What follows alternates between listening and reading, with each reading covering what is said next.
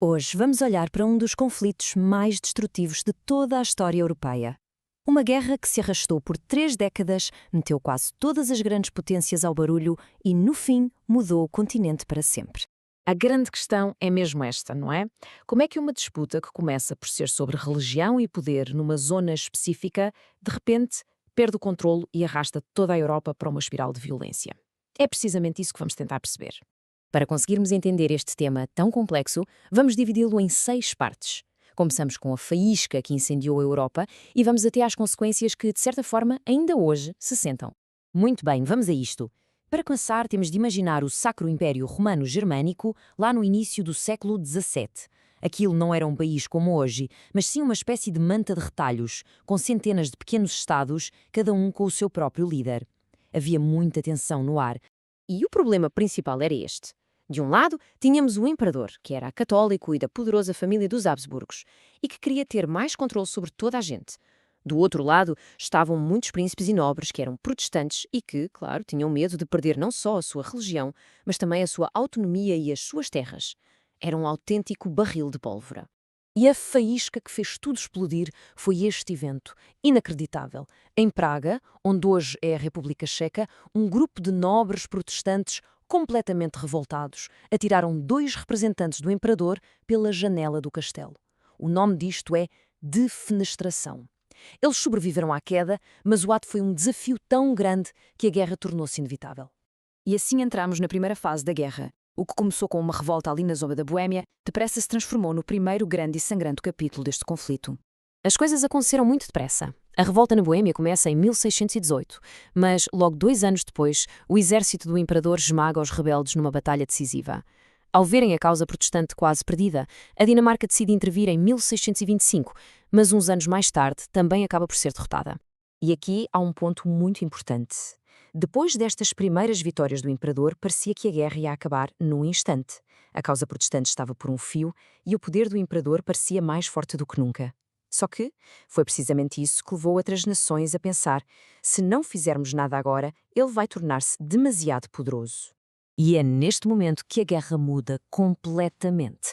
Entram em cena novas potências, novas figuras, e os motivos já não são apenas religiosos. Agora, luta-se por poder, por território, por influência. O conflito regional transforma-se numa guerra à escala continental. Há 3 figuras que vêm virar o jogo. Primeiro, Wallenstein, um general absolutamente brilhante que montou um exército privado para o imperador. Depois, Gustavo Adolfo, o rei da Suécia, que trouxe táticas militares completamente revolucionárias. E, por fim, o mais surpreendente de todos, o cardeal Richelieu de França. Sendo ele um cardeal católico, o que lhe interessava mesmo era o poder de França e não tanto a religião. A entrada da Suécia foi um ponto de viragem, principalmente pela sua forma de combater. Enquanto a maioria dos exércitos era lenta, pesada e usava mercenários, o exército sueco era diferente. Tinha uma infantaria muito mais móvel, canhões mais leves que disparavam mais depressa e, acima de tudo, soldados profissionais e bem disciplinados. Esta modernização deu uma vantagem gigantesca aos protestantes no campo de batalha. E agora, talvez a maior reviravolta de toda a guerra. A França, um país católico, decide aliar-se aos protestantes. Mas porquê? Simples, o seu líder, o cardeal Richelieu, via que a família Habsburgo governava o Sacro Império e a Espanha, e que a França estava basicamente cercada. Para ele, enfraquecer os Habsburgos era mais importante do que qualquer aliança religiosa. A política passou à frente da religião. Bem, vamos agora deixar de lado as grandes estratégias e os generais para olhar para o lado mais sombrio do conflito, o impacto terrível que a guerra teve nas pessoas comuns. Este número é assustador. Em algumas das regiões que hoje fazem parte da Alemanha, estima-se que quase 1/3 da população morreu. Estamos a falar de milhões de pessoas que perderam a vida e não só em combate. Morreram à fome, de doenças. Foi uma catástrofe humana. A vida diária tornou-se um verdadeiro pesadelo. Os exércitos de ambos os lados precisavam de se alimentar. Então pilhavam aldeias, destruíam colheitas e espalhavam o terror por todo o lado. Sem comida e com um movimento constante de tropas, doenças como a peste e o tifo alastraram-se sem controle, matando, muitas vezes, mais gente do que as próprias batalhas. Depois de 30 longos anos de destruição, todas as potências estavam completamente esgotadas.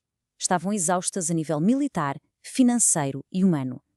Chegou, por fim, a altura de se sentarem à mesa e negociarem o fim da guerra. O resultado foi a Paz de Westfália, assinada em 1648, que estabeleceu ideias novas e fundamentais. A mais importante foi a de soberania do Estado. O que é que isto significa? Que cada governante era soberano no seu território, e mais ninguém, nem o imperador, nem o papa, podia interferir. Além disso, a liberdade religiosa foi alargada, e nações como a Suíça e os Países Baixos viram a sua independência finalmente reconhecida. E para terminar, vamos ver como o fim da guerra não só redesenhou o mapa da Europa, como também redefiniu as regras de como os países se relacionam entre si.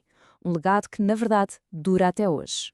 O equilíbrio de poder mudou radicalmente. A França saiu da guerra como a nação mais poderosa do continente. A Suécia tornou-se uma grande potência no norte da Europa. Em contrapartida, o poder do imperador do Sacro Império ficou muito, muito mais fraco.